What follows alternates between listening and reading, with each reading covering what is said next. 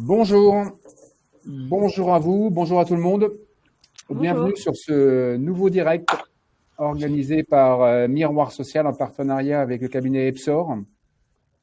Bienvenue à vous. Le sujet de ce matin qu'on adresse ce matin, c'est l'épargne salariale responsable et sous l'angle de la capacité et la place et le rôle des représentants des salariés pour pousser à cette responsabilité, à aller toujours plus loin sur les engagements responsables de cette épargne.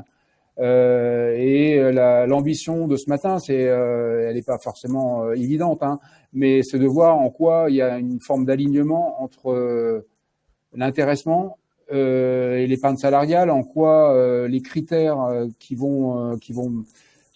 de déclenchement de l'intéressement qui intègre de plus en plus des éléments extra-financiers. Il y a une cohérence avec une épargne salariale qui intègre des éléments ESG dans ses arbitrages et également bien sûr des indicateurs de pilotage extra-financier. Donc moi je suis Rodolphe Elderlé, je vais avoir le plaisir d'animer cette petite matinée. N'hésitez pas à en profiter pour partager un peu votre approche un peu de la responsabilité, hein. C'est quoi pour vous un intéressement responsable? C'est quoi pour vous une épargne salariale responsable? Et donc en quoi ça fait sens pour vous et pour vos salariés? Et donc écoutez, merci à Epsor donc de porter cette rencontre. Donc je vais vous laisser vous présenter, Thomas et Morgane. Merci également à nos élus intervenants. Benoît Ostertag, toi, je vais te laisser te présenter. Et Philippe Petit-Collant, en sachant que je m'excuse pour elle, Anne Lecor, qui est la coprésidente, la cofondatrice du syndicat Le Printemps écologique, vient de m'appeler un impondérable. Et donc, elle s'excuse. Et ça va être un peu compliqué pour moi de parler à sa place. Bon, j'essaierai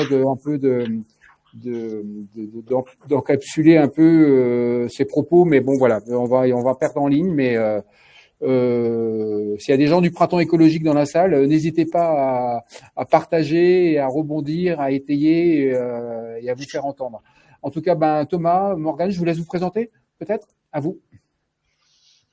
Bonjour à tous, ravie d'être parmi vous ce matin. Donc moi je suis Morgane Le Sager, je suis experte en épargne salariale et retraite chez Epsor depuis près de 4 ans maintenant et mon rôle est vraiment d'accompagner les entreprises et les représentants du personnel dans la transformation de leur dispositif d'épargne salariale avec notamment cette ambition de le rendre plus responsable.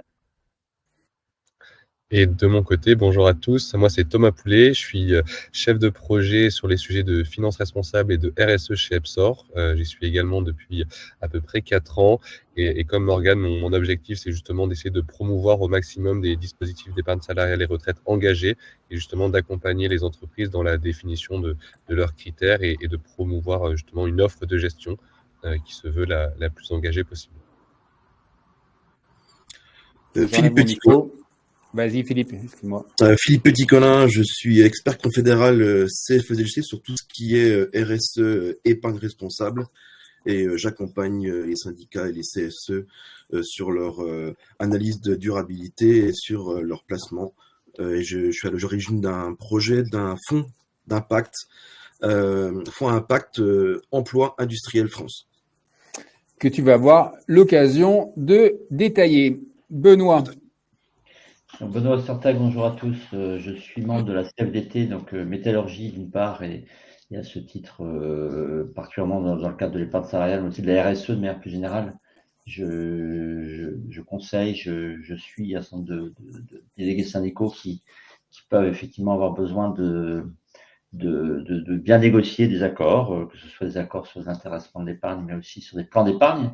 Et puis, je suis aussi désigné par la CFDT au comité intersyndical de l'épargne salariale, CES, qui labellise des fonds d'épargne, de l'épargne salariale essentiellement, uniquement, qui est le premier label identifié dans les encours d'épargne salariale en France, avec plus de 35 milliards d'euros d'encours. Parfait. Écoutez, donc on va y aller. Donc Thomas, on va commencer avec toi sur Epsor, c'est la première fois que vous êtes partenaire d'une rencontre de Miroir Social, donc merci à vous. Vous êtes un nouveau, pas tout à fait nouveau entrant, enfin vous êtes quand même un acteur plutôt jeune dans le secteur de l'épargne salariale. Hein. Vous êtes un gestionnaire de fonds avec une approche qui est particulière. Et ben si Thomas, tu peux nous présenter les particularités de votre approche et qu'est-ce qui vous amène à porter cette rencontre ce matin? Ouais, bien sûr. Merci Rodolphe. Donc, pour présenter un petit peu succinctement Epsor. Donc, Epsor, nous, on est un prestataire d'épargne salariale et retraite. Et donc, on accompagne les entreprises dans la mise en place et la vie de leurs dispositifs, comme peuvent le faire un Natixis Interépargne, un Amundi. Et nous, on se différencie justement en étant un acteur un petit peu plus jeune. On a à peu près une petite dizaine d'années d'existence et on a une approche qui se veut différenciante. On est notamment un partenaire qui se veut engagé. On est à la fois entreprise à mission et entreprise labellisée Bicorp. Donc l'engagement, c'est vraiment quelque chose qui compte pour nous.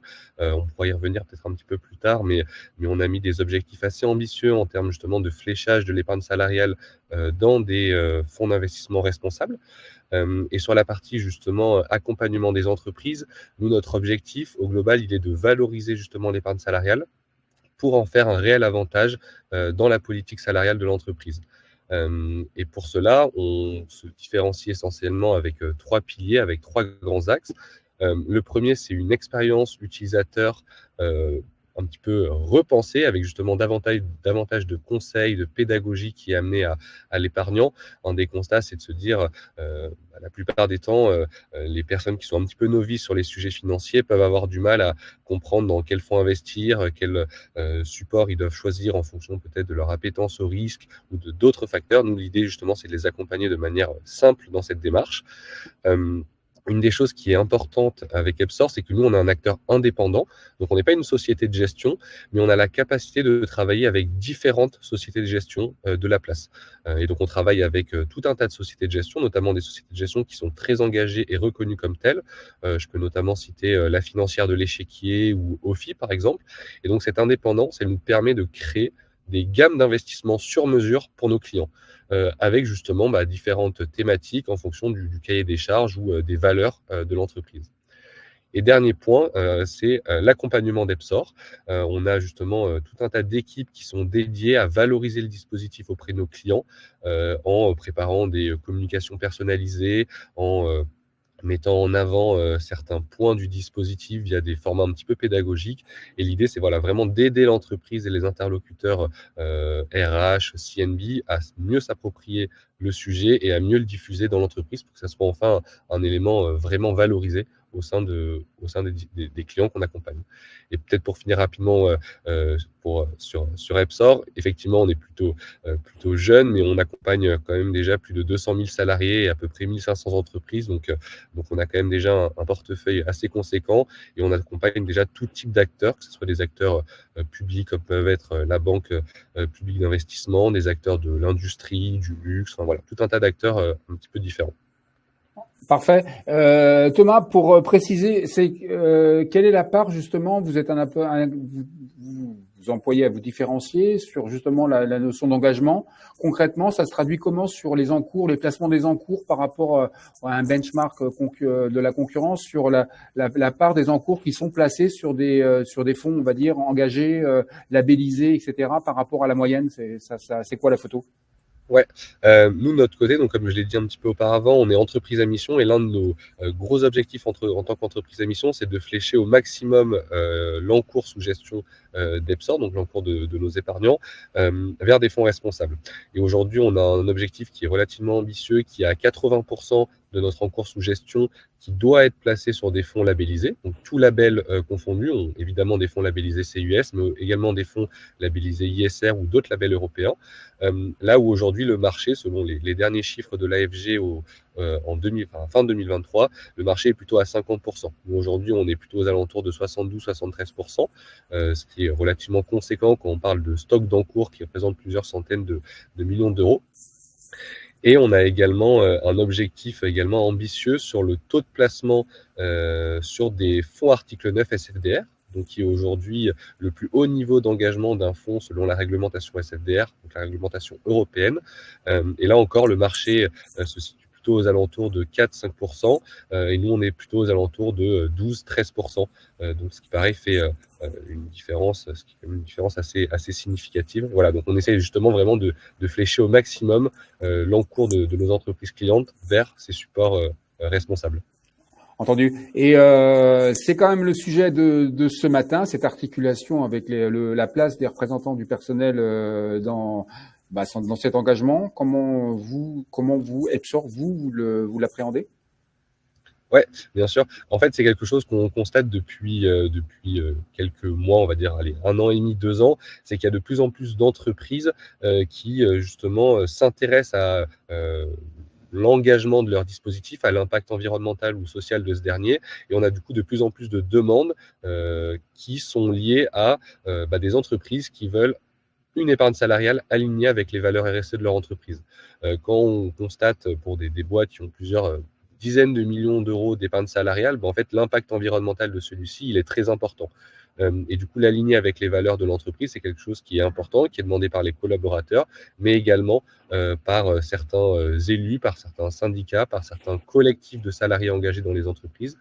Et on a depuis 6 mois, 1 an, des exemples assez concrets d'entreprises qui viennent nous voir parce qu'elles ont été challengées en interne par des salariés qui se posent de plus en plus de questions sur l'engagement global de leur dispositif et qui n'ont peut-être pas forcément les réponses auprès des acteurs, on va dire, un petit peu plus traditionnels, qui manquent des fois peut-être un peu de transparence, d'une offre de gestion globale alignée avec les valeurs de l'entreprise. Et donc justement, nous, on essaye de répondre au maximum à ces questions-là en accompagnant l'entreprise et en définissant une offre de gestion notamment qui se veut le plus alignée avec le cahier des charges et ce que l'entreprise peut demander. Ça peut être par exemple, on pourrait y revenir, mais le non-financement d'entreprises du secteur des énergies fossiles qui est par exemple une demande qu'on a de plus en plus aujourd'hui. Parfait. Merci à toi pour cette introduction. Parole à toi, Morgane. Alors on va vous proposer ce direct en 2 séquences. La première partie qui va être peut-être un peu plus ténue, mais c'est quand même la source. On va parler d'intéressement sur la première séquence principalement, avant de parler de vraiment les placements sur les fonds et l'épargne salariale au sens strict, comme la gestion des avoirs et où on les place et la transparence que ça exige. Que ça sous-entend auprès des élus et in fine des salariés. Et donc, pour parler d'intéressement, Morgane, pour commencer, alors la question n'est pas facile, c'est un peu ce qu'on a vendu et on se rend compte, moi le premier à l'épreuve, en parlant que le lien il n'est pas aussi évident que ça, mais théoriquement du moins, on pourrait partir du principe que une entreprise engagée, qui met en avant sa responsabilité, ses indicateurs de responsabilité, intègre des éléments extra-financiers, dans son accord d'intéressement. On pourrait imaginer que les salariés qui sont concernés soient peut-être plus enclins ou plus acculturés sur le fait d'épargner dans le cadre de l'épargne salariale sur des fonds engagés, responsables, plutôt que sur des fonds sans aucun engagement ISR. Ça, c'est la théorie de ce que je dis. Concrètement, dans cet alignement, comment toi tu le vois, quand on contacte des entreprises et la réalité de ça, le delta, à toi. La parole, Morgane. Merci Rodolphe. Oui, alors peut-être pour commencer, faire un petit rappel de ce qu'est l'intéressement, même si je ne doute pas que dans l'audience, vous êtes déjà bien familiarisés avec ce sujet. Donc l'accord d'intéressement, c'est un dispositif qui permet aux entreprises de partager une partie de leurs résultats ou de leurs performances avec leurs salariés.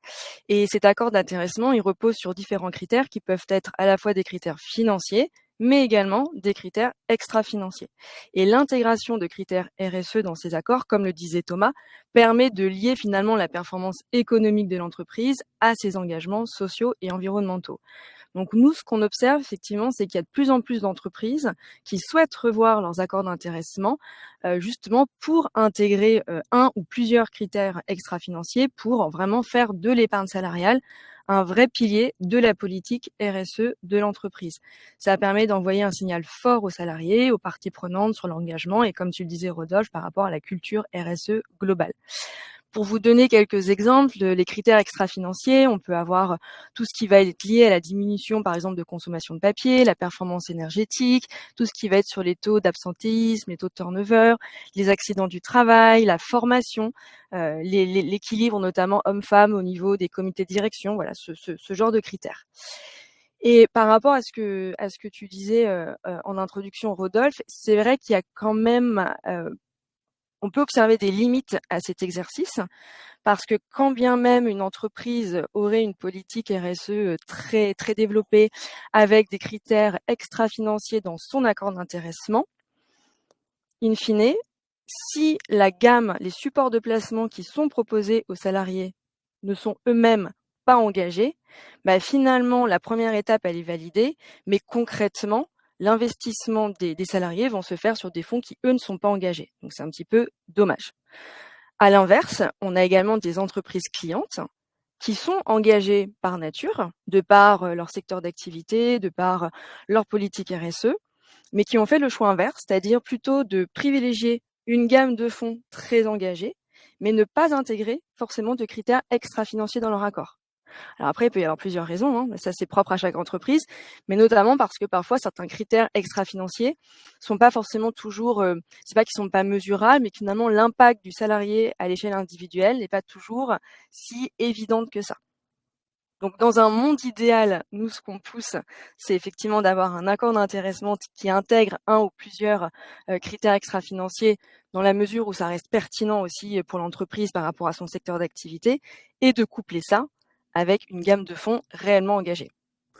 Et ce que tu me disais, Morgane, c'est pas aussi, il y avait une histoire de temporalité qui était différente entre la négociation d'un accord d'intéressement ou l'avenant qui va amener et la négociation de l'épargne salariale au sens strict sur les différents fonds, etc. Bah, c'est pas la même temporalité. Il n'y a pas une histoire comme ça qui aussi fait en sorte que le lien, il n'est pas aussi évident que ça? En fait, on peut faire en sorte d'être sur la même temporalité. Ouais. Et en fait, et d'ailleurs, le fait de revoir son accord d'intéressement peut justement être le bon moment pour s'interroger sur son dispositif au global, l'engagement de ce dernier. Après, ça dépend vraiment. Chaque entreprise a ses spécificités propres, et vous avez des accords d'intéressement aujourd'hui qui sont sur une durée indéterminée, donc avec reconduction tacite. Donc, quand tout roule, en fait, on n'est pas amené à le revoir. Donc, en fait, il vit sa vie, et si on met pas son nez dedans, entre guillemets, pour voir un peu comment il est composé, ça peut effectivement rester comme ça. D'autres accords d'intéressement qui ont des durées déterminées, donc vous devez les revoir tous les ans, tous les 3 ans. Donc là, effectivement, c'est le bon moment pour se poser les questions. Est-ce qu'on souhaite modifier les critères ou pas? Et l'intéressement suit, en fait, les règles de la négociation collective. Le changement, on va dire, la transformation des supports de placement, le changement de prestataire d'épargne salariale, c'est vraiment un projet autre, puisqu'il n'y a pas d'obligation, on va dire, réglementaire de mise à jour de l'accord d'intéressement, mais il faut vraiment qu'il y ait une vraie volonté de la direction et ou des élus. Et donc, c'est important aussi d'arriver à embarquer, si je puis dire, l'ensemble des parties prenantes dans ce projet, de challenger l'existant. Et pour pouvoir aussi porter ce type de projet, ça prend du temps. Il faut arriver à identifier les sponsors en interne, rencontrer les différents prestataires, lancer souvent une consultation, et on est souvent sur un cycle entre 6 et 18 mois. Donc on peut arriver effectivement à faire en sorte que les deux se fassent en même temps. Mais effectivement, on peut avoir des contraintes réglementaires ou de bande passante ou de calendrier social de l'entreprise qui font que parfois c'est décorrélé. Entendu. Alors, si tu peux nous parler c'est un de vos clients, OVH Cloud. Alors non, on aimerait bien, mais non. Bon, d'accord. Ah ok. En tout cas, OVH Cloud, le fait montrer en quoi ça illustre qu'une entreprise elle est capable que les critères extra-financiers qu'on intègre dans l'accord d'intéressement, ils sont pas simples. C'est pas que des variables d'ajustement, quoi. Ça peut être des critères qui ont vraiment un poids important. Et chez OVH Cloud, c'est le cas. C'est le cas puisqu'en fait 60% de leurs critères d'intéressement reposent sur des critères extra-financiers. Donc sur la partie effectivement notamment diminution de la consommation énergétique, et sur la partie attractivité, rétention, donc on va dire taux de turnover, et ça compte pour 60% de leur accord d'intéressement. Donc effectivement, la majorité des critères portent sur des sujets de RSE. C'est ce qu'ils ont mis en place. Ils ont mis en place notamment cet accord d'intéressement au niveau monde, donc vraiment pour refléter la culture RSE de l'entreprise et arriver justement à embarquer l'ensemble des salariés sur ces sujets-là. Mais aujourd'hui, c'est vrai que ça reste, je dirais que ce soit au VH ou au sein de nos clients, ça reste encore minoritaire finalement les entreprises qui intègrent des critères extra-financiers. Après, ça s'explique aussi assez naturellement sur des accords d'intéressement qui parfois ne sont pas mis à jour. Voilà, quand on est sur des durées indéterminées, historiquement, on est quand même plutôt sur des critères financiers avant tout. Et donc, c'est une démarche qu'on observe depuis plusieurs années et qui prend plus ou moins de temps en fonction des entreprises. Donc, on va vers de plus en plus d'entreprises qui souhaitent intégrer des critères extra-financiers. Donc, on a une forte croissance, mais aujourd'hui, ce n'est pas la majorité. En tout cas, de ce qu'on peut observer auprès de nos clients ou auprès d'entreprises avec lesquelles on a l'habitude d'échanger. Ok. Et à défaut d'être client, est-ce que tu as une vue sur sur VH Cloud avec une base à 60% sur l'extra-financier? À quoi ressemble le fléchage sur leur épargne salariale, non? Non, ça, du coup, je connais pas leur support de placement, donc je pourrais pas m'avancer sur ce sujet. Entendu. Écoutez, dans le chat, n'hésitez pas justement ce que disait Morgane sur le fait qu'il n'y avait pas forcément, on pouvait avoir un accord d'intéressement avec qui intègre de façon structurelle les accords des critères extra-financiers, mais l'épargne salariale ne flèche pas spécialement sur de l'engagement responsable, et inversement, tous les cas de figure sont possibles. Est-ce que ça vous parle, vous, dans le chat, c'est cette articulation qui est pas forcément alignée? Donc, n'hésitez pas dans le chat à en parler. Alors, avant de passer donc j'excuse. Donc, merci Morgane, et tu auras l'occasion de reprendre la parole. N'hésitez pas à poser vos questions, à contribuer, à répondre. Et donc, Anne Lecor, donc je m'excuse pour elle, donc qui est la cofondatrice du Printemps écologique, devait intervenir et devait notamment, je vais vous partager ça. Attendez, le nid et l'oiseau. Donc le Printemps écologique, bon, c'est un néo-syndicat. Attendez, le nid et l'oiseau, hop. Je vous ai mis un lien dans le chat parce que je vais en parler très vite fait, parce que ce soir, le Printemps écologique il fait la bande-annonce d'un documentaire qu'ils ont produit qui s'appelle Le nid et l'oiseau, qui raconte l'histoire chez Purina, Nestlé Purina, c'est-à-dire l'alimentation pour les animaux, les chats, voilà, les animaux. Et donc il y avait une usine dans la Loire, dans la Loire, où la direction avait envisagé de mettre en place un circuit à bois, un four à bois, à base de bois. Et un certain nombre de salariés et d'élus et de représentants, et notamment du Printemps écologique, sont montés au créneau en disant que c'était, en termes écologiques, c'était une aberration de privilégier cette solution-là, et quand bien même ça allait être facteur de diminution des émissions carbone. Hein. Et moi, la question que j'aurais bien posée à Anne, c'était de savoir chez Purina en quoi, par exemple, l'accord d'intéressement, il intègre des émissions carbone, et en absolu, de façon faciale, on aurait pu croire que c'était bon, ce projet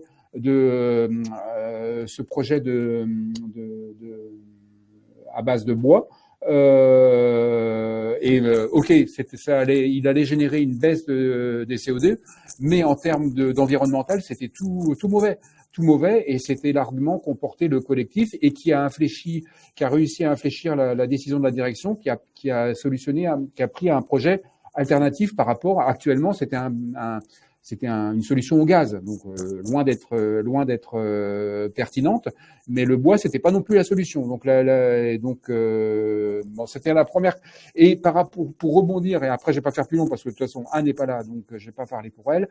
Mais par rapport à ce que tu disais, Morgane, sur les critères d'intéressement, Anne était circonspecte sur les conditions d'intégration des indicateurs extra-financiers dans l'intéressement, dans la mesure où, pour elle, la condition, c'est comme tu le disais, Morgane, c'est que les élus aient la capacité d'avoir un bras de levier dessus, une maîtrise dessus. Si pour elle, un indicateur intégré dans l'accord extra-fi, intégré dans l'accord d'intéressement, si les salariés n'avaient pas de prise, c'était une forme de déresponsabilisation de la direction de ses engagements en matière environnementale sur les salariés, et de leur faire payer un côté punitif si les objectifs n'étaient pas atteints.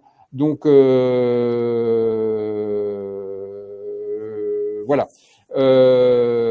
Mais ça, je pourrais pas préciser davantage qu'elle là-dessus.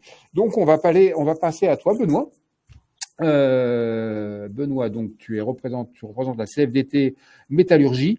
Tu es également, comme tu l'as mieux précisé que moi, tu représentes la CFDT également au CIES, au Conseil intersyndical de l'épargne salariale. Et toi aussi, quelle est ta vision de l'intégration des critères extra-FI dans les accords d'intéressement? Toi, ton entreprise d'origine, tu étais salarié Renault. Tu représentes la métallurgie. Comment tu vois un peu l'extra-financier dans les accords d'intéressement? Oui, merci de m'avoir invité. Déjà, ce qui est intéressant, c'est de voir ça dans une vision plus globale de c'est quoi la responsabilité sociale de l'entreprise. Et la RSE, elle peut, et de manière générale, d'ailleurs, ça se fait lien avec la loi Pacte, qui récemment a même mis dans la loi le fait que l'entreprise n'a pas pour ça l'objectif de faire du profit, mais bien aussi de regarder les impacts sociaux et environnementaux de ses activités. Donc, nous, on souscrit complètement à ce regard. Et donc, ça se joue dans le fait qu'une entreprise peut avoir effectivement, et ce serait l'idéal, construire une raison d'être. Et ça rejoint ce que dit Epsor quand elle se construit une raison d'être et qu'elle le met dans ses statuts, elle devient une entreprise à mission. Et ça se voit aussi dans le fait qu'elle se dise de manière générale, ma performance, c'est pas qu'une performance financière. Et donc, c'est intéressant de ce point de vue-là de le voir aussi dans les engagements qu'elle peut prendre et dans un accord d'intéressement. Évidemment qu'on partage de la valeur, donc on partage de la valeur qui est d'abord de la valeur financière, notre acte, mais on peut se poser la question de comment on peut aussi contribuer à ce que l'entreprise s'améliore, et nous avec en tant que salariés, dans des impacts sociaux et environnementaux qui ne sont pas les seuls impacts financiers.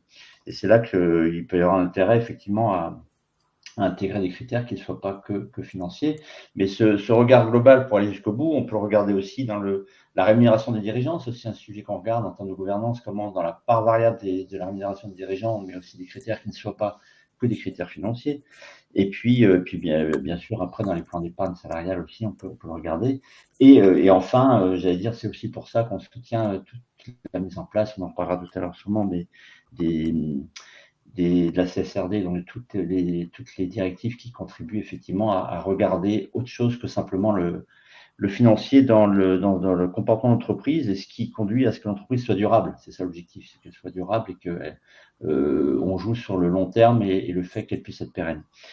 Et donc, aujourd'hui, les critères d'intéressement, effectivement, extra-financiers, il ne faut pas qu'il y en ait énormément. C'est pas comparable aux critères qu'on peut voir dans les plans d'épargne dont on parlera après, en termes de quantité, puisque dans un accord d'intéressement, il faut que ce soit assez simple. Ça reste aléatoire, mais que ce soit assez simple, assez facile à comprendre, assez facile à manager, à décrire comment je répartis, comment je mets des valeurs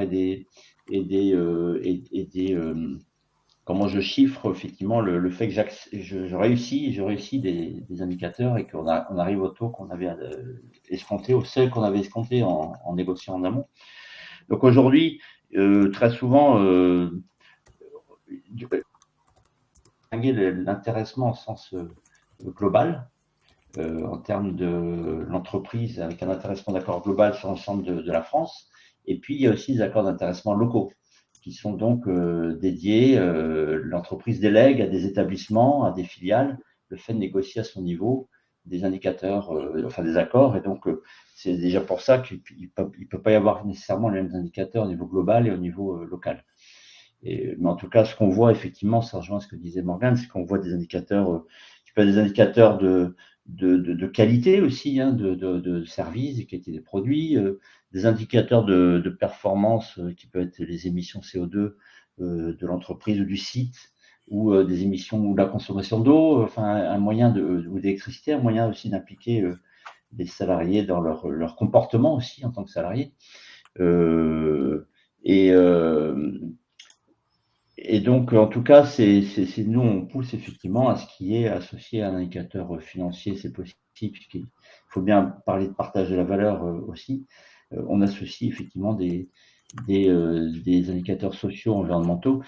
Petite parenthèse sur les indicateurs sociaux, tout à l'heure, on citait des indicateurs d'absentéisme ou d'accident du travail, c'est pas des indicateurs qu'on va promouvoir syndicalement parce qu'il y a des biais. Ça peut pousser à la mauvaise déclaration des accidents du travail. C'est surtout pas ce qu'on veut. On tient à ce qu'il y ait une transparence et effectivement que s'il y a accident du travail où l'entreprise et le salarié ensemble ils puissent avancer pour réduire, mais pas les masquer. Ouais, tout à fait. Ça, c'est effectivement quelque chose. Pour autant, on envoie un paquet d'accords d'intéressement qui intègre la notion de réduction des accidents du travail, l'accident du travail comme un indicateur. Les indicateurs locaux, on envoie un paquet quand même. Oui, ça peut être fait de manière transparente. Quand ensemble on se dit bon, mais quel plan d'action on met en place pour voir pourquoi il y a eu, on analyse et comment on fait pour réduire et que ce soit vertueux. Le risque, c'est que on le masque. Que finalement on déclare moins que ce qui est la réalité, et dans ce cas, il y a un biais. Ouais. Alors, quand on a préparé l'entretien, Benoît, tu me disais, et ça rejoint un peu la question que pose Marion dans le chat, c'est est-ce que parfois il y a une inclinaison, et a fortiori ça fait partie aussi des critères de la rémunération du bonus des dirigeants, d'avoir une ambition, on va dire, très mesurée des indicateurs environnementaux notamment, qui vont s'intégrer dans les accords d'intéressement. Parce que effectivement, s'ils sont pas atteints, c'est une forme de pénalité, c'est une pénalité pour les salariés. Donc, le niveau d'ambition, comment tu le qualifies sur la partie environnementale des indicateurs? Qu'on soit clair, après la pratique est intéressante. Quand on négocie un accord, on tient aussi à ce que les salariés derrière ils puissent en profiter.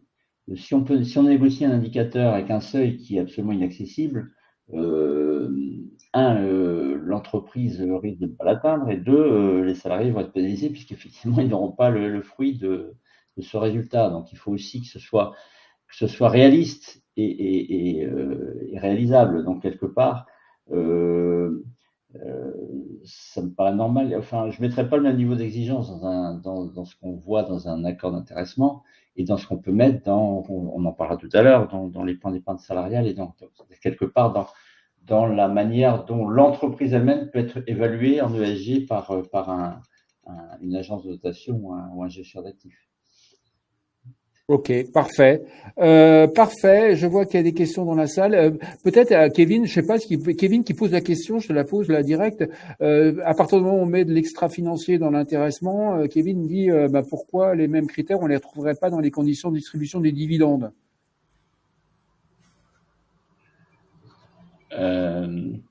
Aujourd'hui, les dividendes sont un des moyens de partage de la valeur de l'entreprise, au même titre que la rémunération et l'intéressement, la participation rentre aussi dans le système de rémunération, au même titre aussi que. J'allais dire, ils sont d'abord effectivement calculés. C'est une bonne question qui est posée. Est-ce qu'il faut asseoir uniquement l'activation de dividendes sur des critères purement financiers et une proportion, ou est-ce que demain on pourrait asseoir des dividendes aussi sur le fait que l'entreprise aussi agit correctement sur du social et environnemental, mais ça voudrait dire aussi dans ce cas-là, il faut se poser la question de l'engagement ce qu'elle attend de ses actionnaires. C'est intéressant de se dire pour ça.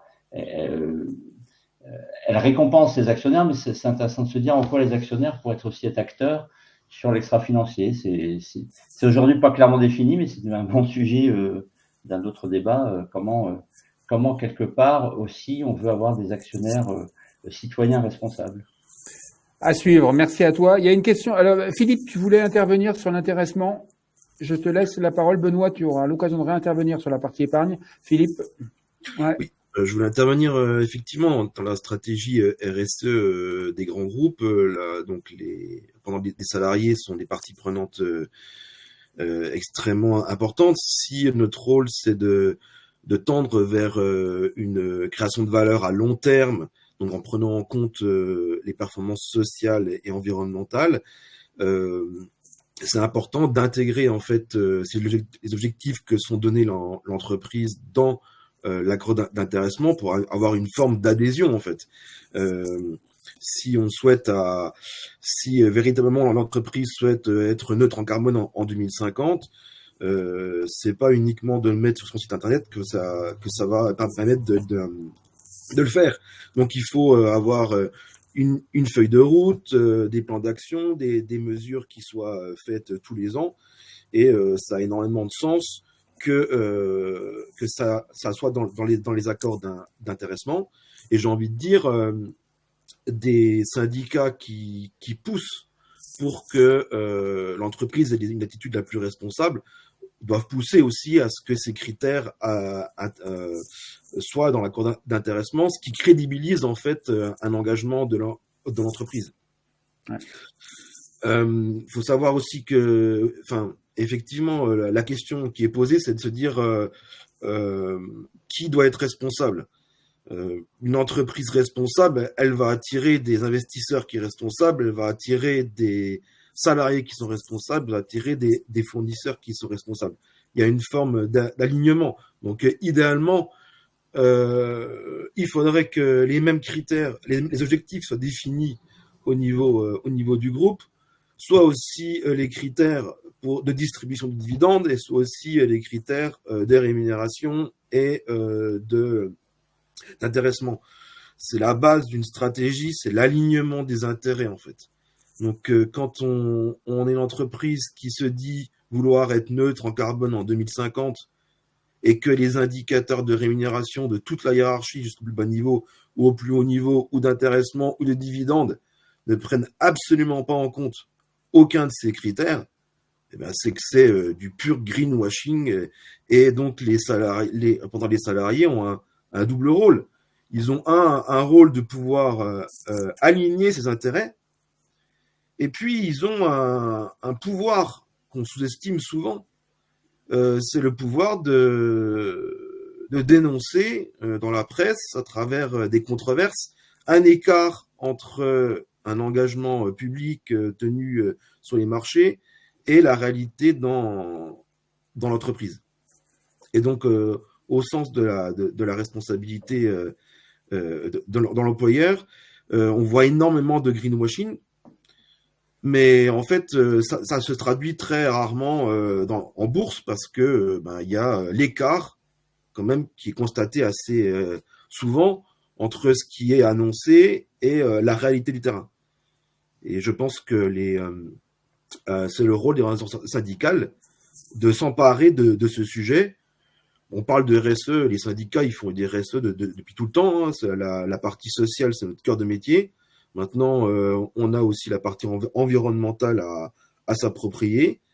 Et on a un rôle très important parce que si on va avoir une entreprise responsable, on a un poids, on a un pouvoir, donc on a une responsabilité. Et ça me paraît important de le rappeler que si on veut avoir une entreprise responsable, eh bien, il faut aligner les intérêts et intégrer ces sujets-là dans les accords d'intéressement. Voilà ce que je voulais. Merci à toi, pas de problème. Très bien de préciser. Thomas, je te repasse la parole. On passe sur la partie épargne salariale, le fléchage. Et donc, si tu peux nous parler un peu de votre approche des labels, donc il y en a plusieurs. Vous les appréhendez tous. Et quelle est leur complémentarité? Quelle est votre vision du label et par rapport à votre couverture? Ouais, bien sûr. Donc nous, comme je l'ai précisé un petit peu au début, donc comme on est un acteur indépendant et relativement aussi nouveau sur le marché de l'épargne salariale, on a aussi pris le parti pris justement de référencer d'autres supports d'investissement que des FCPE, donc qui sont la forme juridique des fonds d'investissement qui est le plus répandu aujourd'hui en épargne salariale, ce qui nous permet justement de référencer d'autres types de supports avec d'autres labels. Historiquement, la grande majorité des fonds en épargne salariale étaient labellisés via le label CIES, dont Benoît pourra peut-être argumenter tout à l'heure. Et nous, on a aussi fait le choix de pouvoir référencer d'autres supports, dont notamment les fonds labellisés ISR, les fonds labellisés Greenfin ou d'autres labels européens. Et nous, notre vision sur les labels, c'est que un label, c'est bien, mais c'est des fois pas suffisant, parce qu'on a notamment pu nous démontrer on sort tous les ans une étude annuelle justement sur les fonds d'investissement socialement responsables et faire justement un peu un panorama de l'investissement socialement responsable en France. Et on a pu justement montrer notamment dans le label ISR qu'il y avait un petit peu des fois à boire à manger dans le label ISR. On avait des fonds qui étaient très engagés, qui étaient très responsables, mais on avait aussi des supports de placement qui obtenaient, on va dire, le label d'un point de vue un peu commercial et qui derrière on va dire peut-être respectaient pas les promesses auxquelles on pouvait s'attendre via un investissement responsable. On avait notamment pu montrer qu'un fonds labellisé ISR sur 2 était exposé à une entreprise des énergies fossiles. Ça, peut-être que pour un épargnant un petit peu novice qui n'a peut-être pas connaissance de tous ces sujets, ça peut paraître un petit peu, contre-intuitif de choisir un fonds responsable, mais derrière de pouvoir investir dans des sociétés pétrolières. Donc nous, on est aussi aujourd'hui assez convaincus, notamment par le nouveau référentiel du label ISR, qui vient justement exclure une grande partie de ces entreprises du secteur des énergies fossiles. Et nous, on essaye au maximum de se baser aujourd'hui sur le label ISR parce que le référentiel est devenu plus exigeant et c'est aujourd'hui un gage supplémentaire pour nous de qualité. Mais on essaye aussi de prendre d'autres indicateurs. Tout à l'heure, je parlais de la réglementation SFDR, donc qui est la réglementation européenne, en couplant les approches, en regardant également les exclusions des fonds, en regardant les thématiques, et en mixant un petit peu tous ces indicateurs, on essaye justement d'avoir des fonds qui soient les plus pertinents et qui puissent répondre aux enjeux de nos entreprises. Donc voilà, aujourd'hui, on ne se base pas seulement sur le label, mais on regarde tout un tas d'indicateurs pour au maximum justement maximiser l'approche responsable du fonds.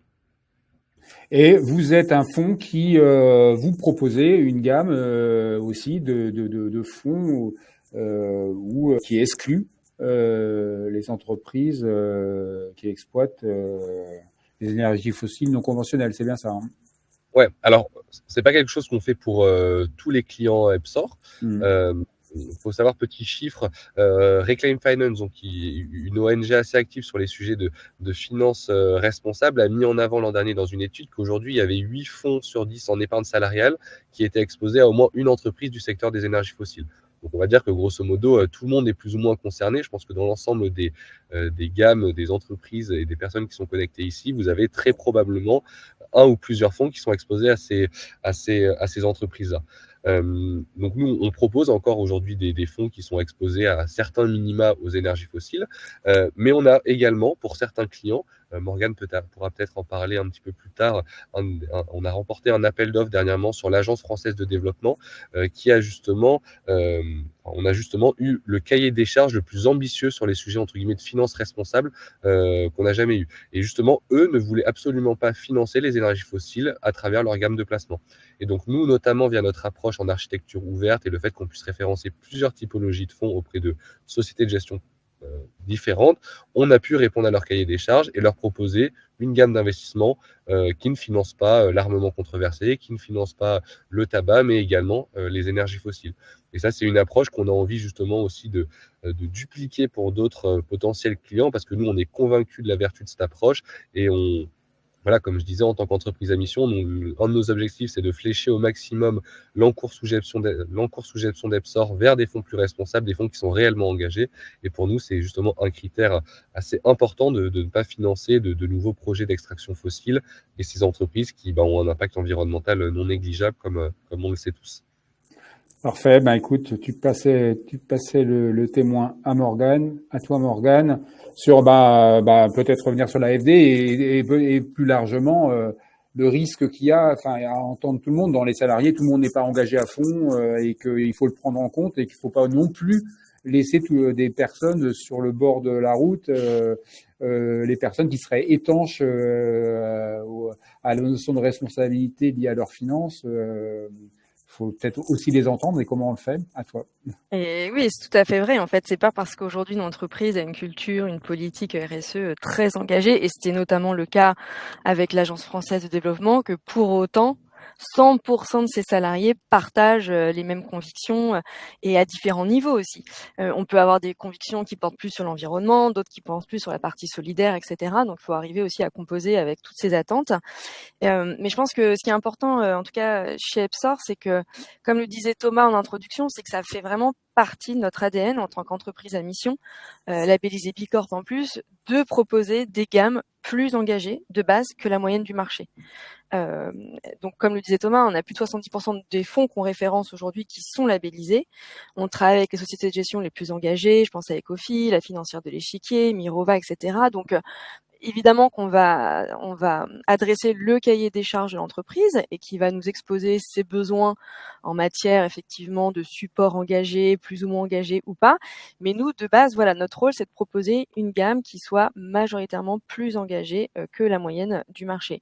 Et ensuite, pour les salariés qui ont des convictions très fortes, on a la capacité chez Epsor de les accompagner pour flécher leur épargne sur des fonds 100% labellisés.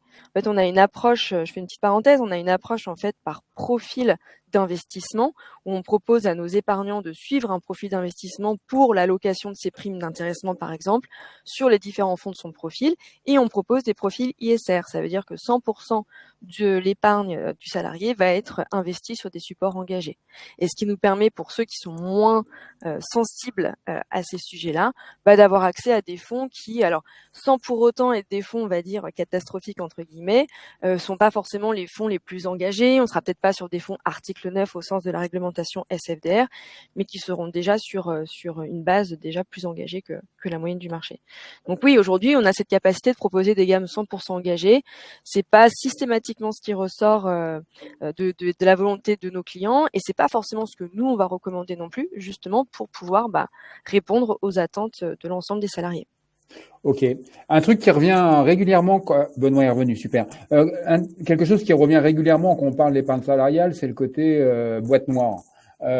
Philippe en parlera et je te relance là-dessus. C'est toi, en quoi vous contribuez à ouvrir la porte et à la rendre un peu plus transparente et en quoi il y a encore du boulot et ensuite on montrera un peu l'interface que vous proposez d'information de vos clients à toi. Je remercie d'ailleurs Philippe pour cette notion de boîte noire parce que j'aime beaucoup. Je pense que je vais la réutiliser. Et c'est vrai que la transparence, en fait, c'est un sujet qui nous tient particulièrement à cœur chez Epsor. Et en fait, on est convaincu d'une chose, c'est que en fait, il y a plusieurs étapes. Si on veut vraiment engager son dispositif, on l'a vu, on a cette possibilité d'intégrer les critères extra-financiers dans l'accord d'intéressement. On a aussi ce rôle à jouer pour proposer des supports de placement plus engagés. Mais il manque encore une brique, c'est comment on s'assure que les salariés sachent concrètement ce dans quoi ils investissent. Parce qu'en fait, quand vous avez plusieurs fonds, alors vous avez des fonds labellisés, etc. Mais comme le disait Thomas, un fonds labellisé A, un fonds labellisé B, on n'a pas toujours la même chose, on finance pas les mêmes secteurs, on finance pas les mêmes entreprises. Et donc, du coup, quand j'ai juste un nom de fonds, moi, je ne sais pas en tant que salarié concrètement où va mon argent. Et donc, comment s'assurer que les salariés, eux, fassent des choix éclairés en fonction de leurs propres convictions. Et il ne faut pas oublier que finalement, l'épargne salariale, ça reste un sujet financier, technique, complexe pour une grande majorité de salariés qui sont très vite perdus au moment de placer leurs primes sur les différents supports. Donc notre rôle chez Epsor, il ne se limite pas uniquement à sélectionner des fonds les plus engagés, mais c'est aussi amener toute cette dimension de pédagogie, de conseils pour que les salariés s'approprient le sujet de la finance responsable et puissent investir en toute connaissance de cause. Et donc c'est vrai qu'on a lancé, c'est la raison pour laquelle on a lancé il y a plus de 3 ans maintenant, un outil qui est intégré dans la plateforme Epsor et qui permet en fait de transpariser ce que finance un fonds. Est-ce que je peux prendre le partage Ouais, vas-y, ouais. C'est l'occasion, c'est le moment, de partager un peu l'interface, qu'on puisse voir à quoi ça ressemble. Ouais, alors est-ce que, hop, normalement vous devriez voir mon écran. C'est bon pour vous là? Yes. C'est bon. Donc en fait, c'est ce que je disais. Demain, un salarié se retrouve face à ce fonds-là, Échiquier Positive Impact Europe. Il a que le nom. Il sait qu'il investit en Europe, qu'il est censé avoir un impact positif, mais en dehors de ça, il ne sait absolument pas à quoi va servir son épargne s'il investit dans ce fonds. Et c'est la raison pour laquelle, du coup, Thomas et ses équipes ont développé cet outil pour rendre de manière simple, pédagogique, finalement, de rendre accessibles toutes ces informations extra-financières. On va retrouver notamment la liste des 10 principaux États ou entreprises financées par le fonds, les secteurs financés. À l'inverse, s'il y a des secteurs controversés qui ont été exclus par le fonds, on va les voir également référencés ici. Un petit mot sur la stratégie, la philosophie du fonds, pourquoi on a choisi de le référencer. Des indicateurs également sur les labels, sur la réglementation SFDR. Et encore une fois, on sait que ce sont des sujets techniques. Quand on parle de réglementation SFDR, la majorité des salariés n'en ont jamais entendu parler. Donc à chaque fois que vous voyez ce petit picto point d'interrogation, c'est une fenêtre additionnelle qui va s'ouvrir avec du contenu, des définitions pour rendre aussi le contenu accessible au plus grand nombre. Donc là, en l'occurrence, la définition de la réglementation SFDR, les labels, le ou les labels du fonds. Pareil, à chaque fois, vous avez accès à différentes définitions des labels, l'empreinte carbone du fonds et la note du fonds. Cette note, c'est une méthodologie EPSOR. Thomas, n'hésite pas à revenir dessus si tu le souhaites, qui nous est propre, mais qui s'appuie sur des données financières, évidemment, qu'on remonte de prestataires type Morningstar, et qui s'appuie en fait sur 5 critères. Chacun de ces critères a une pondération différente, et on explique notre méthodologie. On le voit un peu comme le Yuka de l'épargne salariale, ce qui permet assez facilement de donner des indicateurs aux salariés pour se dire ce fonds-là, il a telle note. Si j'ai pas envie forcément de lire l'intégralité de la fiche, alors évidemment on l'assume, il y a un parti pris où effectivement on est un petit peu plus orienté sur le côté environnement que les autres critères RSE. Thomas, si tu souhaitais compléter, n'hésite pas. Compléter, tu l'as très bien présenté, mais juste pour rebondir un peu sur la genèse de ce projet, c'est exactement ce que Philippe mentionnait, c'est que aujourd'hui, un épargnant qui veut un petit peu mesurer l'impact extra-financier ou obtenir des informations complémentaires sur son fonds, c'est très compliqué. Il faut aller sur le site de la société de gestion, il faut aller creuser dans le reporting mensuel, dans le prospectus, dans potentiellement d'autres documents ESG mis à disposition par la société de gestion. Et je pense qu'il y a très peu de personnes qui font cette action et du coup qui se rendent compte en fait que leur épargne est investie concrètement dans des entreprises. Et nous, c'est vraiment l'objectif de cet outil de répondre concrètement un petit peu à ce besoin. Et en fait, on constate que du coup, comme cet outil est mis à disposition de l'ensemble de nos collaborateurs, de nos épargnants, en fait, beaucoup accèdent à l'outil et commencent à se rendre compte justement de ces informations et c'est un sujet de transparence et de pédagogie qui est très important pour nous. Donc voilà, et ces fiches-là sont accessibles du coup pour 100% des épargnants EPSOR pour l'ensemble des placements à leur disposition. Parfait, super. Moi, je profite, je vous ai mis en notification un lien vers le guide pour une épargne salariale et retraite engagée d'EPSOR. Je vous invite à regarder le site EPSOR, il y a pas mal de ressources. J'ai pas mis en lien, mais Thomas t'en a parlé. Vous faites des études régulièrement sur sur ce qui vous concerne et avec du fond, du contenu. Donc là, vous avez le lien. Et je vous partage un petit sondage justement par rapport à ce guide. Je vous soumets alors attendez. Hop. Donc le sondage que je vous propose, c'est le guide pour une épargne salariale et retraite engagée d'EPSOR. Est-ce que vous le voyez le sondage là? C'est bon? Vous le voyez? Ouais, il est disponible. Ok, parfait. Et donc, ce guide, il se nourrit aussi Thomas et Morgane, coupez-moi si je dis des bêtises, mais il se nourrit aussi de vos prospects, de vos clients, de vos utilisateurs.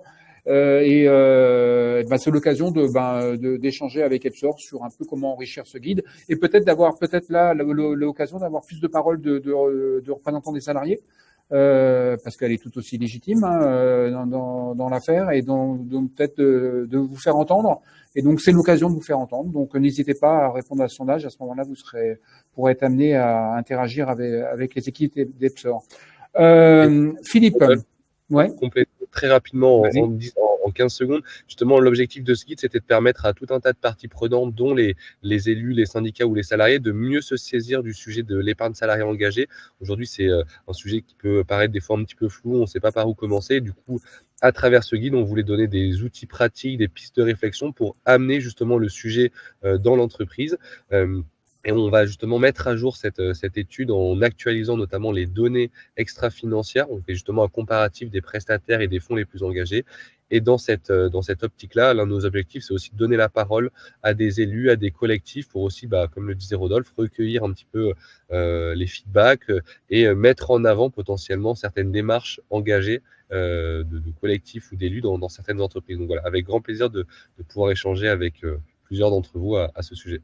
Super. Véronique, le guide, normalement, il y a une notification en bas qui apparaît et là, en cliquant, vous pouvez vous accéder directement au au PDF normalement.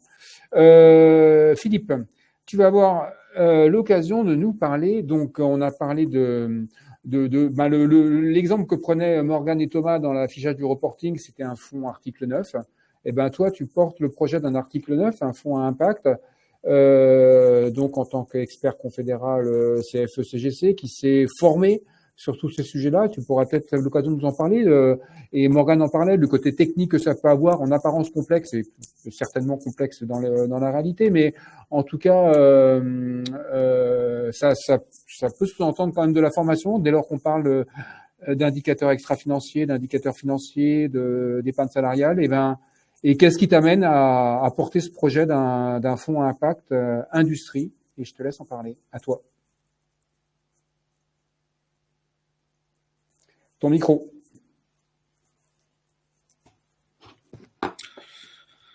Donc, l'idée, c'est de dire que l'épargne salariale en France, ça représente beaucoup d'argent. Et donc, les syndicats ont un rôle d'orienter en fait cet argent vers des projets responsables.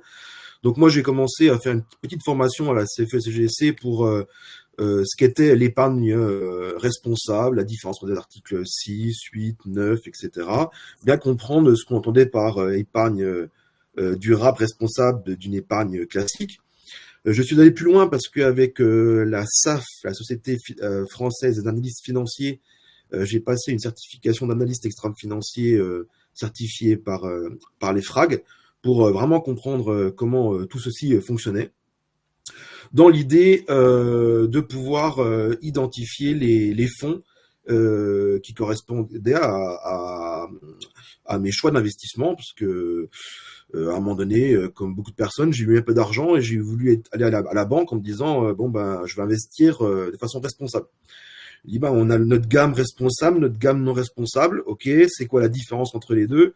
Bon, déjà, les gammes responsables, elles n'ont pas de performance financière moins bonne que les gammes non responsables. Toutes les études le montrent depuis longtemps. Donc, c'est plus une histoire il n'y a plus d'impact sur le rendement à long terme. Mais alors, c'est très compliqué et on n'arrive jamais à comprendre en quoi c'est responsable.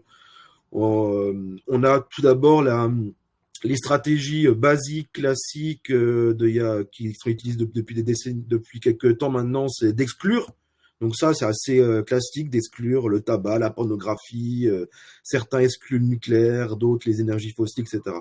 Et puis après, il y a des systèmes d'intégration, des indicateurs, mais c'est très compliqué de comprendre en quoi le fonds il est responsable ou pas. Donc l'idée, au lieu de dire on va essayer de sélectionner le fonds le plus responsable, on va créer un fonds qui correspond à nos objectifs d'investissement. Et donc, moi, je travaille dans l'industrie depuis 20 ans. J'ai travaillé sur plein de projets de relocalisation, de défense de l'industrie française. Et le constat qu'on a fait, c'est qu'en fait, on a un gros problème, c'est qu'il y a très, très peu d'épargne des Français et d'épargne salariale qui est fléchée vers l'industrie. Parce qu'il n'y a pas de fonds industrie, ça n'existe pas. Parce que au niveau financier, c'est pas là-dedans qu'ils investissent en premier. Pourtant, ça fait 10 ans qu'on nous parle de réindustrialisation, de flécher l'argent des Français. Donc, on a décidé de créer un fonds à impact, emploi, Made in France, qui flèche en fait l'argent vers des entreprises industrielles qui ont une dynamique de création d'emplois industriels sur le territoire, qui ont une dynamique d'augmentation de la valeur ajoutée sur le territoire, donc qui ont des fournisseurs français. Et un troisième indicateur qui est le paiement de l'impôt. Parce qu'en fait, on s'est rendu compte qu'on avait quand même beaucoup d'entreprises dans lesquelles on investissait qui avaient des profits assez astronomiques dans le monde, mais qui ne payaient pas d'impôt en France. Donc, c'est les trois axes, en fait, qu'on a travaillé avec le collectif Reconstruire, dont je suis le secrétaire, et la confédération de la CFE-CGC. On a fait un cahier des charges d'un fonds un petit peu utopiste avec un tas de critères, et nous avons consulté un certain nombre d'acteurs de la place, et nous sommes en cours de discussion parfois très avancée avec certains pour que ce type de fonds puisse voir le jour en début d'année prochaine. Voilà, basiquement, je ne sais pas si sur quoi je peux. S'il y a des questions particulières par rapport à ce fonds. Moi, j'en ai. Enfin, donc, ce serait quoi le dimensionnement de ce fonds, hein? Parce que souvent, quand on dit, alors tu parlais de performance, souvent on dit dans les portefeuilles, ils doivent avoir une couverture assez large. Est-ce que le côté industrie, ça ferme pas trop de portes, etc. Est-ce que vous avez en gros la taille critique? Est-ce qu'il y a la taille critique pour pouvoir porter un fonds tel que celui dont tu parles? Donc c'est effectivement l'argument énoncé très rapidement par les gestionnaires en disant l'univers d'investissement est trop petit pour pouvoir avoir. Et puis en fait le problème c'est la définition de ce qu'on appelle industrie. Parce qu'en bourse en fait quand vous cochez industrie, c'est tout petit en fait. Il y a énormément de secteurs que nous on considère industriels qui ne sont pas considérés comme industriels. Donc quand on intègre tous les secteurs industriels au sens de la création de biens manufacturiers sur le territoire, donc par exemple le luxe, c'est de l'industrie. Il y a plein de choses qui ne sont pas considérées comme l'industrie au niveau de la bourse, qui sont de l'industrie pour nous. L'environnement d'investissement devient d'un seul coup beaucoup plus large. Et donc là, en fait, on a la possibilité d'avoir une stratégie financière et de pallier les revers qu'il peut avoir sur un secteur complet, parce que tous les secteurs des biens manufacturés ne s'écroulent pas tous en même temps. Donc en fait, on peut quand même arbitrer. Et puis il y a une grande partie des entreprises du CAC 40, par exemple, qui peut être considérées comme des entreprises industrielles. Donc en fait, finalement, le risque est limité une fois qu'on s'est mis d'accord sur ce qui est industrie de ce qui ne l'est pas en fait. Ok. Et donc, avec un fonds tel que celui-ci, par rapport à l'interface qu'ont montré Thomas et Morgane, on aurait donc en affichage, par exemple, le nombre d'emplois créés dans le mois, etc. C'est ça, les affichages, le reporting qui aurait associé à ce fonds? Alors, il y aura un reporting ESG classique sur l'empreinte carbone, enfin tous les indicateurs de la CSRD, etc. Mais il sera un fonds à impact parce qu'il y aurait la dynamique emploi. Donc l'idée, c'est qu'on investirait plutôt, si on prend le luxe, on investirait plutôt dans Hermès que dans LVMH, parce que Hermès, ils ont 60% de leurs employés qui sont en France, quand LVMH, ils sont à 15%. Et en fait, au fur et à mesure des années, on investirait plutôt dans les entreprises qui ont des projets d'investissement, de création d'usines, etc. Et dans les arbitrages, si y a une dynamique de réduction de l'empreinte emploi, il y aurait un désinvestissement progressif dans ce type d'entreprise. Mais rassurez-vous, les entreprises qui créent des emplois en France, c'est souvent des entreprises qui sont dans des bonnes santé financières. Donc ça va pas à l'encontre en fait de la performance, j'ai envie de dire même au contraire. Ok, entendu. Là, il y a Pascal qui pose la question. Alors c'est la CFE qui initie, c'est toi qui en parles, mais ce genre d'approche dans le sens, ça pourrait être porté, enfin la porte est ouverte à d'autres syndicats, enfin bref, la porte est pas fermée, enfin ça mériterait une approche même intersyndicale, enfin ouverte, pas fermée. Ah oui, non, mais la CFE-CGC est pionnière sur le sujet. Nous, l'idée, c'est que tous les syndicats s'en emparent, que tous les fonds d'épargne s'en emparent, au même titre que maintenant, il y a des fonds d'épargne sociale et solidaire dans tous les gestionnaires de fonds. Demain, chaque gestionnaire de fonds ait un fonds à impact emploi Made in France, et que ça soit des dizaines de milliards d'actifs qui soient investis. Ce qu'il faut savoir, c'est que les discussions qu'on a eues avec les différents gestionnaires, au début, ils étaient très pointilleux, ils voyaient pas comment ça pouvait prendre de l'ampleur.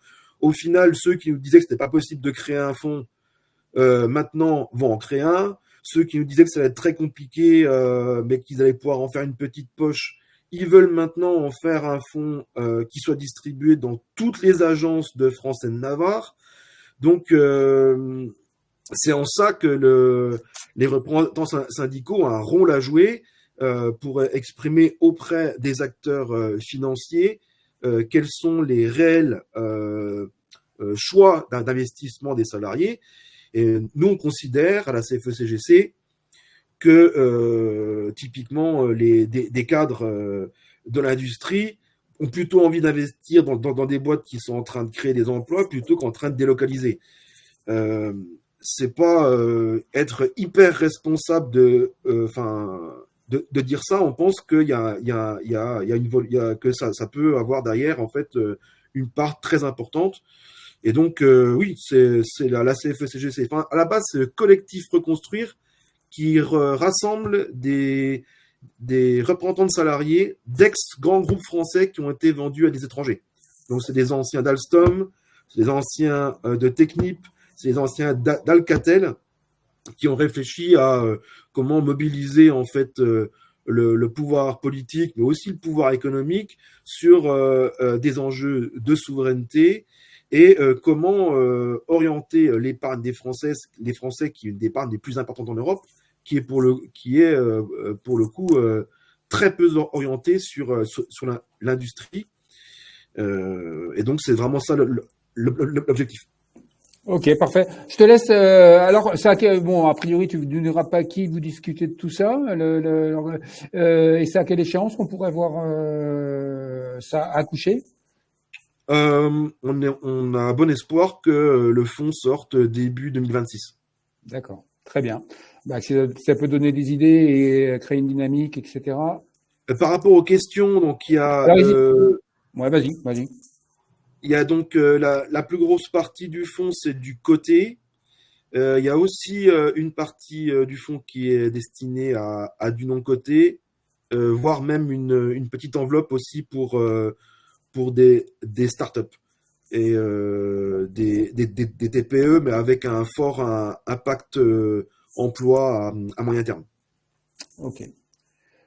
Parfait. N'hésite pas à répondre à l'écrit sur des questions peut-être plus précises ou et à reprendre la parole. Je te redonnerai la parole sur un point qu'on n'a pas abordé, mais je voudrais passer la parole à Benoît. Benoît, donc sur la partie épargne salariale, cette fois avec davantage ta casquette CIES.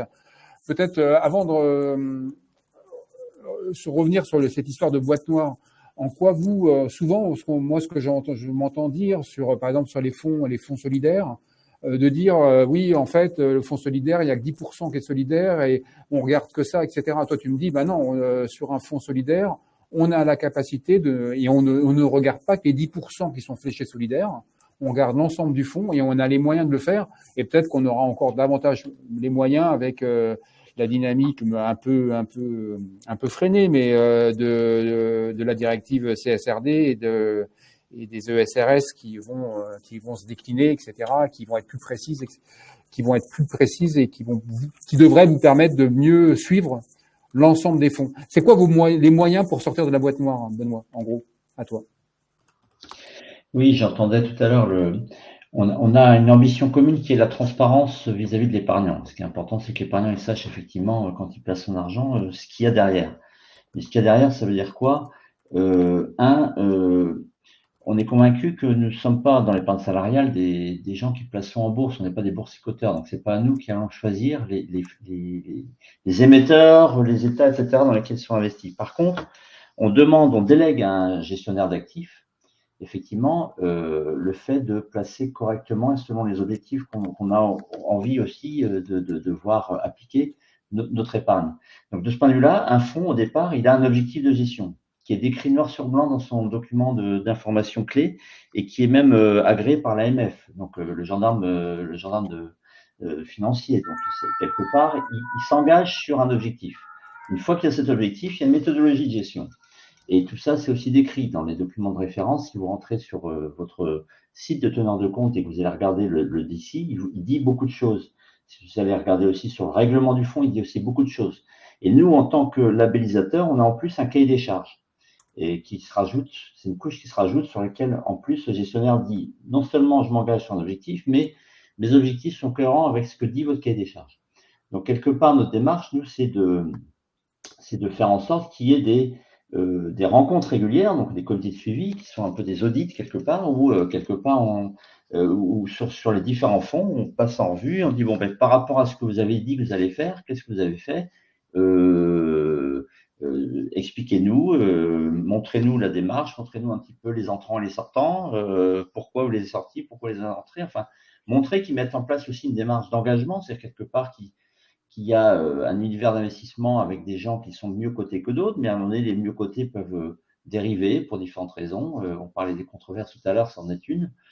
Et dans ce cas-là, il s'agit d'expliquer et puis de voir comment ils agissent avec l'entreprise pour qu'elle reprogresse, parce que l'objectif n'est pas de sanctionner pour exclure, parce que c'est pas comme ça non plus qu'on peut avancer, c'est comment ensemble on avance et puis on se met en trajectoire pour aller dans la bonne direction.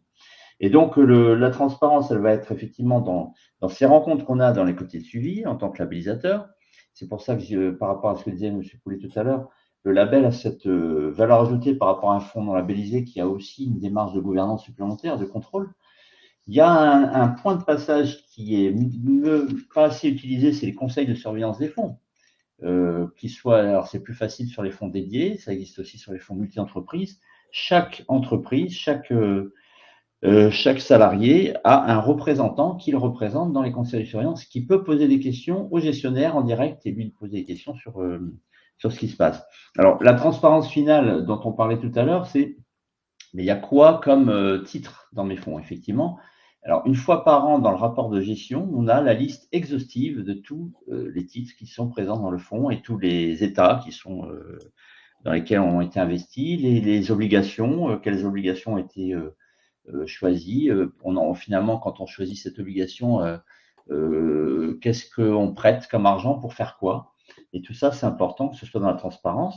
Et puis, ça rejoint ce que disait aussi Monsieur Poulet tout à l'heure, c'est qu'il y a effectivement des fiches reporting mensuelles sur lesquelles, alors il n'y a pas tous les titres, mais sur les fiches reporting, on voit les 5 ou les 10 titres les plus présents et on voit comment ça bouge d'un mois à l'autre. Donc, ça oblige effectivement l'épargnant à aller régulièrement sur son site de teneur de compte, mais cette information, elle existe et nous, on est demandeur qu'elle soit bien publique et présente, et pas seulement d'ailleurs pour les épargnants.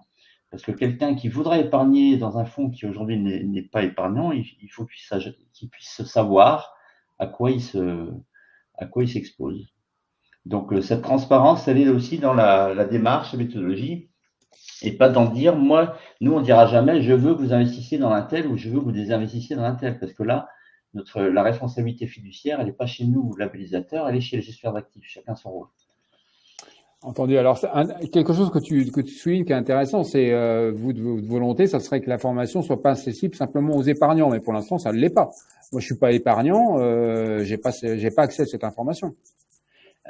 Sur les sites des entreprises, gestionnaires d'actifs, même si un des points d'entrée, quand on a un fonds d'épargne épargnant dans une entreprise, on rentre par son site de teneur de compte, qui est une entreprise qui fait l'interface sur les fonds et puis le salarié qui répond à ces questions, qui va agir en fonction des attentes qu'il exprime sur je veux investir dans tel arbitrer, investir dans l'investissement, etc. Mais il y a aussi sur les sites des gestionnaires d'actifs, les gros de la place, vous allez sur leur site, vous tapez le nom d'un fonds, vous voyez le fonds. Et même si vous êtes un citoyen qui n'est pas salarié, vous voyez des choses, vous voyez de l'information. Ok. Alors, ici, c'est transparent et ça, on le demande justement. Alors, par contre, Benoît, il y a une chose que vous n'avez pas encore. C'est par exemple, moi, je suis salarié, d'accéder, de savoir de façon exhaustive les entreprises qui rentrent et qui sortent et pourquoi. Ça peut intéresser une partie des salariés. Ça, par contre, pour l'instant, moi, en tant que salarié, j'y ai pas accès à cette information-là. Non, il y a quelques informations qui peuvent être dites dans les fiches reporting mensuelles. Sinon, c'est au moment des conseils de surveillance qui ont lieu une fois par an que peuvent se mettre en place ces dialogues, ces échanges. Et puis sinon, les salariés peuvent poser la question à leurs représentants qui, eux, sont des conseils de surveillance ou à nous, en tant que label, les membres des comités du label. On est 4 organisations syndicales qui représentons les salariés dans ce comité, dans ce label CUS, qui est un label plus social que les autres. C'est la CFDT, la CFE-CGC, la CFTC et la CGT. Et donc, ils peuvent poser des questions aussi aux membres du comité. On est là aussi pour répondre aux salariés dont les fonds sont labellisés CUS, bien sûr. Ok, très bien. Ce rôle-là, est-ce que tu le vois, est-ce que vous êtes régulièrement parce que Anne, c'est une question que j'aurais bien posée à Anne, mais je ne pourrais pas. Anne était j'allais la mettre sur la piste sur le fait qu'elle me disait qu'il y avait une sensibilité. Les élus du printemps écologique, c'est plutôt des élus des plutôt jeunes, on va dire, plus jeunes que la moyenne d'âge des adhérents, des militants des syndicats historiques, forcément. Et elle me disait qu'il y avait vraiment une appétence. Une motivation, une appétence, excuse-moi, une appétence des élus, des élus, des militants du printemps, et de s'exprimer sur la dynamique de leur entreprise et auprès de qui. Alors, pas forcément auprès de membres de conseil de surveillance, mais par exemple, à parler des relations qu'ils avaient avec Reclaim Finance. Des salariés, des militants du printemps qui étaient vraiment enclins à s'exprimer, à partager de l'information avec Reclaim Finance. Comment toi tu vois vous en tant que représentant, le rôle des représentants des salariés et des salariés pour pouvoir augmenter le niveau de qualité de l'information, ou en tout cas la nuancer dans le cadre de controverses, ou pas forcément dans le cadre de controverses d'ailleurs. Comment on appréhende cette parole? En gros, je sais pas si je suis très clair là, mais je rejoins le regard que je vois. On voit arriver effectivement des salariés dans les entreprises qui veulent aussi donner du sens à leur travail et aux produits de leur travail. Et donc, notamment, rentrent aussi des questions environnementales. Printemps écologique, c'est particulièrement environnemental, mais nous, on tient à associer le social et l'environnemental pour montrer que c'est cohérent et compatible dans la mesure où on travaille ensemble. Et de ce point de vue-là, en tant qu'organisation syndicale, il faut qu'on sorte effectivement des schémas classiques où on traiterait que des salaires, des conditions de travail et puis rien d'autre. Non, c'est un vrai travail qu'on a aujourd'hui. La Confédération CFDT a clairement écrit un manifeste sur la transition écologique juste qui a une vision vraiment partagée environnementale et sociale, et on a bien les deux optiques. Il s'agit aussi que nos équipes syndicales sur le terrain aussi s'en emparent et puissent aussi poser des questions en CSE d'ordre écologique. D'ailleurs, la loi climat et résilience le permet, mais aujourd'hui, on a c'est vrai, des élus qui parfois n'ont pas assez de temps de mandat pour arriver à traiter tous ces sujets. Et pourtant, c'est un enjeu essentiel et c'est un enjeu qu'on doit intégrer dans notre réflexion. Et j'allais dire, pour peser, là, je me positionne en tant que société civile représentant des salariés. On peut aussi travailler avec des organisations environnementales qui ont aussi un regard à porter. D'ailleurs, dans le cadre de l'automobile, la CFDT travaille avec des ONG comme Réseau Action Climat ou Transport Environnement. Mais ce qui est intéressant, ce qui est important, c'est qu'on reste pas chacun sur ses dogmes, moi le social et toi l'environnemental. C'est comment ensemble on chemine pour concilier social et environnemental. Ça me paraît essentiel et là-dessus, on a un rôle à jouer d'intermédiaire. Dans notre démocratie aujourd'hui, on regrette qu'il manque le côté aussi participatif, mais aussi le représentatif. Et la société civile fait partie des membres, partie prenante de la démocratie représentative, que ce soit les syndicats ou les ONG. On doit pouvoir travailler ensemble, c'est clair. Ouais, clair, vous le faites, mais là, ça aurait été, Anne aurait pu vraiment l'étayer. Philippe, Benoît parlait de l'importance des conseils de surveillance. Toi, t'animes, si je me trompe pas, une équipe, un collectif d'une quarantaine de représentants de CFE, qui font partie, qui siègent dans des conseils de surveillance, c'est ça. Et pour embrayer sur ce que disait Benoît, c'est quoi la dynamique que tu vois à l'œuvre et comment tu vois ton rôle là-dedans en tant qu'animateur pour peut-être le sens de ton rôle pour animer ce collectif et qu'est-ce qu'il peut faire ce collectif? C'est la position politique en fait. On a l'argent, c'est le pouvoir. On le voit avec Trump. On a près de 200 milliards d'épargne salariale. On a notre rôle à jouer. On a donc une position politique à tenir. Et donc, l'idée, c'est d'acculturer en fait les représentants dans les conseils de surveillance et les administrateurs salariés sur la finance responsable, sur les indicateurs qui challengent en fait aussi bien l'entreprise que les gestionnaires de fonds sur en quoi le fonds est responsable ou pas, quels sont les indicateurs qu'on souhaite qu'ils soient publiés, transposés, transparents, avec le conseil de surveillance et avec les salariés qui investissent, afin que justement on investisse dans des secteurs qui ont du sens pour nous. Et donc l'idée c'est que tous ces acteurs montent en compétences. On a eu un bouleversement réglementaire incroyable au niveau de l'Europe, aussi au niveau CSRD, SFDR.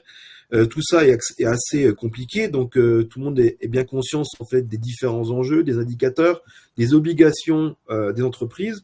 Et moi, je considère que si on veut donc avoir une entreprise demain plus responsable, l'acteur majeur, c'est le représentant des salariés.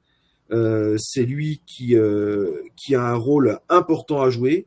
Il est le seul à avoir accès à toutes les données de l'entreprise, hein, contrairement à tous les acteurs financiers qui finalement sont à l'extérieur et ne peuvent analyser que au regard des communications extérieures de l'entreprise. Nous, les salariés, nous sommes à l'intérieur, donc nous connaissons réellement le comportement responsable socialement, environnementalement. On n'a peut-être pas parlé, mais aussi on parle aussi de fiscalement responsable. Et donc, on a le pouvoir de challenger, on a le pouvoir de faire évoluer, et on a un pouvoir qu'on utilise très peu, encore une fois, de dénoncer. C'est-à-dire que une entreprise qui serait catégorifiée comme d'entreprise de très très responsable à l'extérieur, et puis qu'à l'intérieur refuserait d'agir concrètement, une déclaration des représentants des salariés à l'extérieur serait une controverse extrêmement problématique pour l'entreprise. Donc ce rôle-là, ce pouvoir-là, il faut l'engager, il faut comprendre les enjeux, il faut comprendre la réglementation pour pouvoir jouer au mieux notre rôle afin de tendre vers des entreprises qui sont les plus responsables socialement, environnementalement et fiscalement. Parfait. On arrive gentiment à la fin de notre direct, mais on a encore un peu de temps. Donc peut-être Thomas, Morgane, par rapport à ce que vous avez pu entendre des rebonds, et Benoît, après je te repasserai la parole sur Thomas, Morgane, comme vous le sentez. Oui, en fait, c'est pour rebondir sur ce que disait Philippe et en effet sur le rôle des élus. Nous, on le voit sur des entreprises qu'on a pu accompagner, donc sur un changement de prestataire et donc la bascule vers Epsor.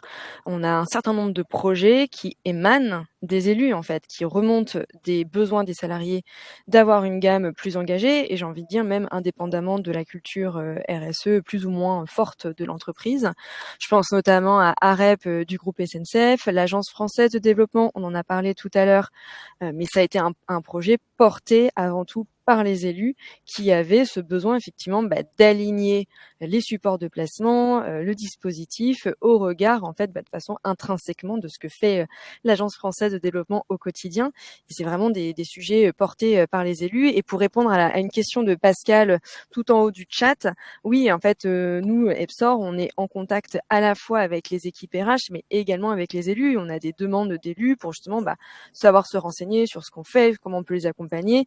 Et de toute façon, ce type de projets sont des projets qui sont décidés à la fois par les élus et par la direction. Donc en fait, la direction ne peut pas seule décider de changer la gamme de fonds, de changer de prestataire. Vous êtes toujours, de toute façon, c'est une codécision entre les élus et la direction. Donc on est amené à échanger avec ces deux parties prenantes.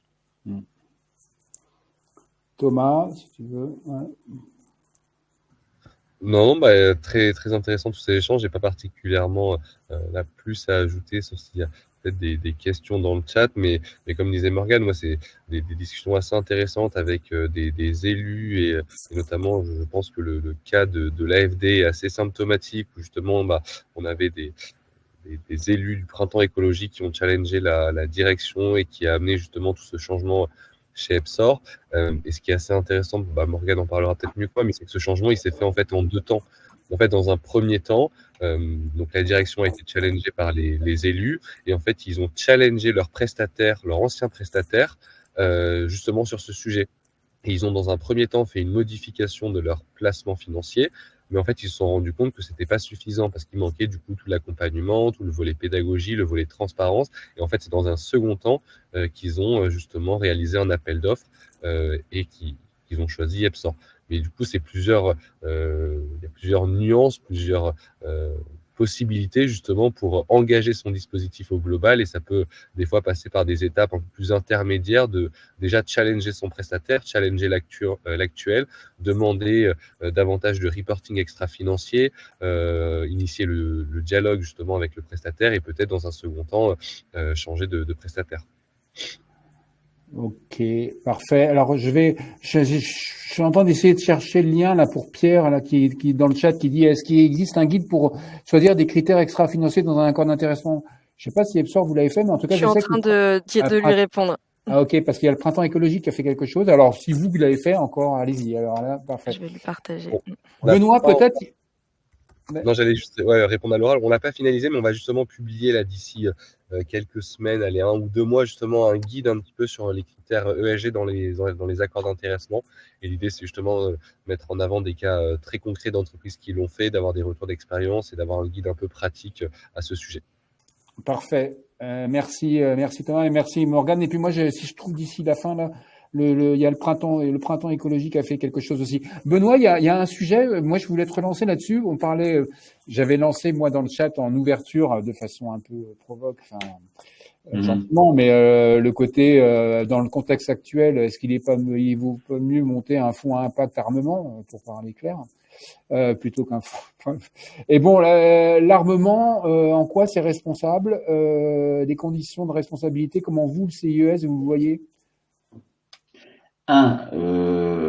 Il existe et c'est régi par des armements qui ne sont pas autorisés, qui sont dans les armes dites non conventionnelles, et ceux-là, évidemment, ils sont exclus dès le départ. Et c'est le cas de notre cahier des charges, mais c'est le cas de tous les cahiers des charges, puisque c'est régi par des accords internationaux. Par contre, les armes conventionnelles, je vous invite de ce point de vue-là aussi à lire ce qu'a pu écrire Philippe Zawati cette semaine, qui est le patron de Mirova, qui est un des gestionnaires d'actifs les plus en avance sur la question de la réflexion de l'engagement, investissement socialement responsable. Le socialement responsable, il peut être à la fois sur l'objectif qu'on a des produits qu'on lit, mais aussi sur la manière dont les entreprises produisent elles-mêmes. Et l'armement, enfin, M. Zawati dit en gros que aujourd'hui, pour pouvoir faire du durable dans notre société, il faut déjà que la démocratie fonctionne. Regardez ce qui se passe aux États-Unis, la démocratie ne fonctionne plus comme il faut, et on est en train d'aller vers quelque chose qui est insupportable et intolérable en termes de respect de l'environnement et respect des individus. Et donc, pour qu'une démocratie fonctionne, il ne faut pas qu'il y ait la guerre. Et donc, on est dans une logique de dire, aujourd'hui, ce qui se construit, ce qui est en train de se mettre en place en termes de défense, c'est bien une logique de défense, d'être capable de montrer qu'on peut se défendre si on est agressé. Et donc, de ce point de vue-là, il y a des emplois, il y a des industries, et on peut comparer les entreprises entre elles, entre la manière dont elles fabriquent, la manière dont elles gèrent leur chaîne de valeur, la manière dont elles gèrent leurs salariés, les impacts sociaux et environnementaux et de gouvernance. Et on peut aussi coter des entreprises d'armement en ESG. Aujourd'hui, il y a plein d'entreprises qui fabriquent de l'armement qui sont dans les fonds labellisés, que ce ne soit pas seulement d'ailleurs, pas seulement CUS, mais d'autres. Et heureusement, parce qu'il faut aussi qu'elles puissent avancer, investir, mais ça permet aussi de les challenger. Et donc, de quelque part, de s'assurer, le Philippe Zawati pose la question, lorsque vous vendez un produit, lorsque vous vendez une arme, est-ce que vous pouvez vous poser des questions sur son usage et ça peut être un sujet, c'est un sujet justement à débattre, à la fois politique. Mais nous, en tant que ESG, je veux dire, on peut faire de l'ESG dans tout type d'entreprise, dans la mesure où dans la logique de la transition, elle montre qu'elle est d'un passage d'une transition à une autre. Quand on raisonne sur la défense, dans quelle mesure elle ne transgresse pas les accords internationaux et elle respecte les critères sociaux, environnementaux de gouvernance.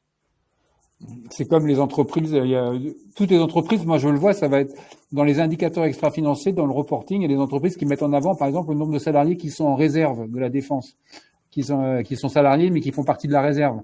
Ça, c'est un genre de truc qui va être mis en avant peut-être davantage qu'il ne l'était auparavant. Mais c'est pas dans les ESRS, on le demande pas. Mais... Ah, c'est pas dans les ESRS, c'est pas. C'est pas dans les indicateurs que la directive européenne a mis en avant pour faire de la comparabilité d'indicateurs extra-financiers entre les entreprises. Ok, ben écoutez, on arrive à la fin de notre live. J'espère que vous avez eu l'occasion de vous donner, de vous inspirer, de vous donner des idées sur la façon dans laquelle vous allez avancer pour mettre en cohérence dans le cadre d'une approche globale et cohérente entre l'intégration des indicateurs extra-financiers dans votre accord d'intéressement et le fléchage de l'épargne salariale sur les fonds. Merci à vous de votre participation dans le chat. Moi, je vais vous mettre un petit lien. Je vais faire une petite promo vite fait sur le prochain live qui est quand même lié. C'est le 25. Et là, c'est un autre axe de l'épargne salariale, c'est les inégalités. En quoi l'épargne salariale révèle des inégalités et comment on peut les corriger. Ça, c'est le sujet du 25. Thomas, Morgane, petit mot de conclusion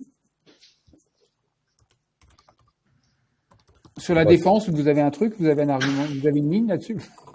Sur la défense, nous, on s'appuie essentiellement sur les convictions portées par nos sociétés de gestion partenaires.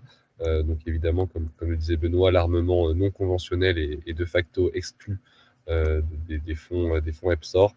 Mais sur l'armement, comme l'a un petit peu débattu Benoît, on n'a pas encore complètement statué sur la position d'EPSOR sur ce sujet. Ok.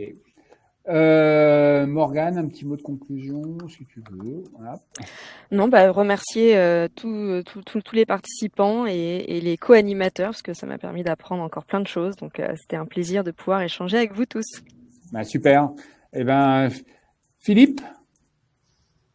N'oubliez pas que vous pouvez agir avec votre épargne. Donc, c'est le moment de challenger vos gestionnaires pour voir où va l'argent. Très bien. Bon mot de conclusion. Et à toi, Benoît. Oui, encore plus par les temps qui courent, où on doit encore plus regarder ce qui se passe. Il n'est pas question pour moi d'investir dans des entreprises américaines qui font n'importe quoi. Et on a des choses à faire en Europe, en France, pour effectivement défendre notre industrie, nos emplois et une manière de vivre acceptable et durable. Entendu. Écoutez, merci à vous. Merci de votre participation active. Compte rendu à suivre. Merci à EPSOR et à Thomas Morgane d'avoir porté cette rencontre. Je vous souhaite une excellente journée. Je vais couper. Donc, le compte rendu vous sera adressé avec les contacts chez EPSOR et les contacts des personnes qui ont participé. Et également, n'hésitez pas à regarder. Vous allez sur le site du Printemps écologique et ce soir, alors je suis pas sûr qu'il y a encore de la place, mais si vous pouvez accéder à la première du documentaire que le Printemps écologique a produit et qui illustre une action concrète d'élus sur les enjeux environnementaux. Merci à vous, je coupe et on se retrouve dans le petit lien débrief que je vous ai adressé. À bientôt. Merci, au revoir. À bientôt. Bonne journée.